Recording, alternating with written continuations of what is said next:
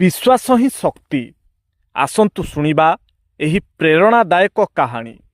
दिने भगवान श्रीराम और लक्ष्मण एक सरोवर रे स्नान करिबा पई जाइथिले। स्नान करिबा पूर्वरु सेमाने निज निज धनुकु नदी कूलरे रखी देइथिले। स्नान सारी बाहर को आसीबा परे सेमाने देखिले जे धनुर अग्रभागरे रक्त लागिछि। आश्चर्य होई सेमाने सेही स्थानर माटी हटाई देखिले सेठारे गोटिए बेंग मरणासन अवस्थारे पड़ी रहिछि। करुणामय भगवान राम बेंग को पचारिले, तुमे मते डाकिलो नाही काहींकी? निज शरीर को किछि हलचल किंबा छटपट तो करिबार थिला।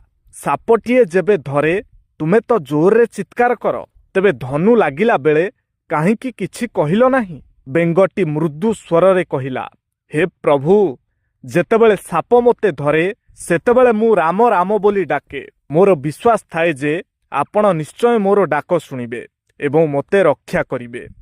किंतु आजी जेतेबेले देखिली स्वयं भगवान श्रीरामकर धनु मते आघात करिछि, सेतेबेले मु काहाकू डाकी थांती? एहाकू मोर सौभाग्य भाबी नीरव भावे सही नेली। आउ ए कथा सत्य जे भक्त जीवनर प्रत्येक घटना को भगवान को आशीर्वाद बोली ग्रहण करे। से जाने जे सुख हेउ कि दुख सबु किछि प्रभुंक कृपा और तांकर इच्छार परिणाम।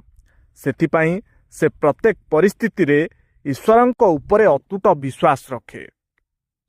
कौन सांग माने ठीक तो? कमेंट रे आपणकर उत्तर निश्चय लिखंतु।